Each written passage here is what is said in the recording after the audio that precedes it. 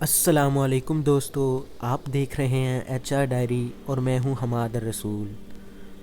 دوستو، آپ جانتے ہیں کہ یہ فتنوں کا دور چل رہا ہے اور ایک مسلمان کے لیے اپنا ایمان بچانا کافی مشکل ہو گیا ہے۔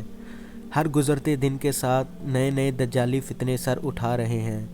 ان فتنوں کا بڑا مقصد مسلمانوں کے دین و ایمان کو برباد کرنا ہے۔ مسلم شریف کی حدیث میں آتا ہے کہ آپ صلی اللہ علیہ وآلہ وسلم نے فرمایا کہ ان فتنوں سے پہلے نیک اعمال کے سلسلے میں جلدی کرو جو تاریک رات کے حصوں کی طرح ہوں گے۔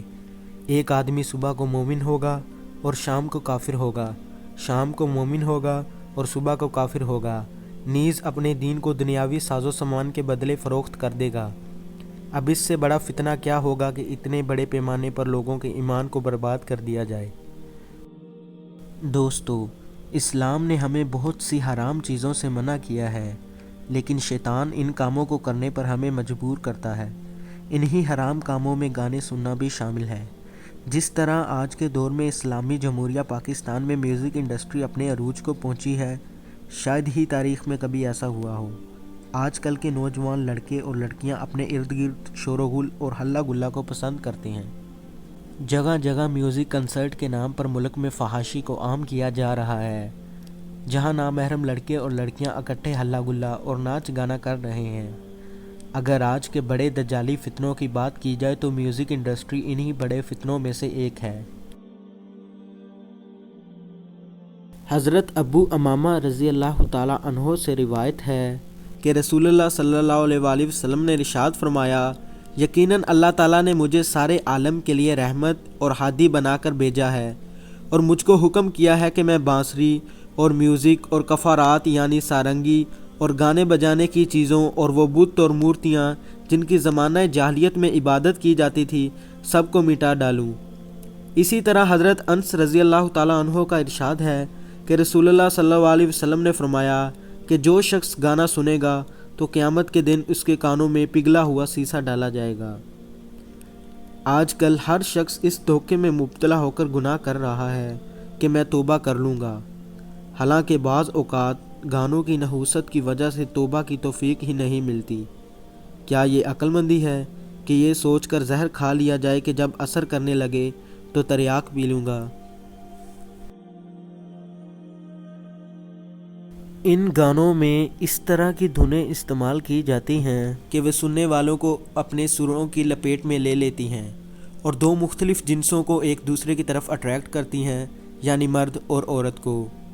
گانے سننے سے جہاں مسلمان کے اندر ایمان کی کمی پیدا ہونا شروع ہو جاتی ہے، وہیں اس بری خصلت کی وجہ سے انسان دوسری برائیوں میں مبتلا ہو جاتا ہے۔ جس طرح تیزی سے میوزک انڈسٹری ترقی کر رہی ہے، اسی رفتار سے گانوں میں کفریہ کلمات بھی بڑھ گئے ہیں۔ تو آج میں آپ کو ان چند گانوں کے بارے میں بتاؤں گا جن کے سننے اور گنگنانے سے ہم شرک کر بیٹھتے ہیں۔ قرآن مجید کی سورۃ النساء میں اللہ تعالیٰ فرماتا ہے کہ اور جس نے اللہ کے ساتھ شریک بنایا وہ رستے سے دور جا پڑا۔ اسی طرح اللہ قرآن مجید کی سورۃ لقمان میں فرماتا ہے اور بے شک شرک بڑا ظلم عظیم ہے۔ تو آئیے دوستو، اب آپ کو ان گانوں کے بارے میں آگاہ کرتا ہوں جن کو ہم سنتے ہوئے یا گنگناتے ہوئے شرک کر بیٹھتے ہیں۔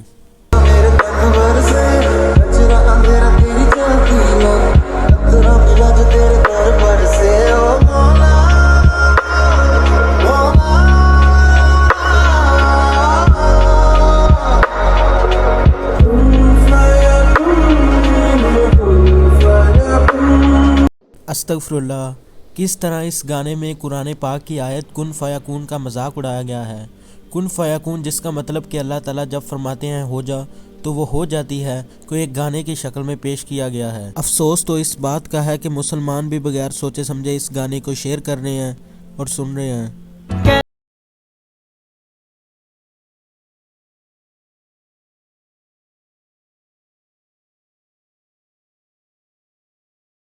کس طرح اس گانے میں اللہ تعالیٰ کو مخاطب کر کے کہا جا رہا ہے کہ تو کیسا خدا ہے، تیری ایک بھی نہیں چلتی۔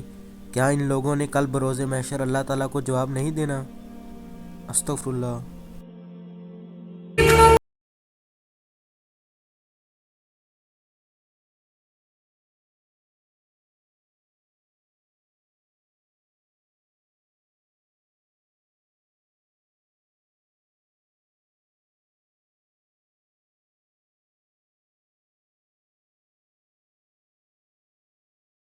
استغفر اللہ۔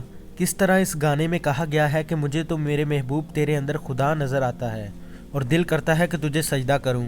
کیا اللہ تعالیٰ جیسی عظیم ہستی کے علاوہ کسی کو سجدہ کرنا جائز ہے؟ کچھ لوگ کہتے ہیں کہ وہ تو غیر مسلم ہیں، وہ تو اپنے خدا کو کہہ رہے ہیں۔ میرا ان سے یہی سوال ہے کہ اگر وہ غیر مسلم ہیں تو کیا تم بھی غیر مسلم ہو؟ تم تو مسلمان ہو۔ اس طرح کے گانے سننا اور گنگنانا سراسر شرک عظیم ہے۔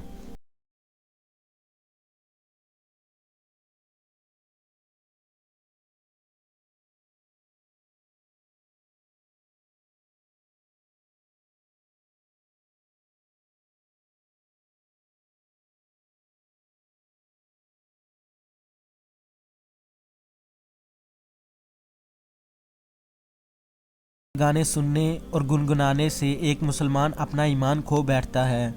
اللہ ہمیں میوزک اور دوسرے حرام کاموں سے بچنے کی توفیق عطا فرمائے اور ہم سب کو جہنم کی آگ سے محفوظ فرمائے۔ مزید اسلامک اور انفارمیٹیو ویڈیوز کے لیے ہمارے چینل کو سبسکرائب کریں اور بیل آئیکن کو دبانا مت بھولیے گا۔ Thanks for watching. اللہ حافظ۔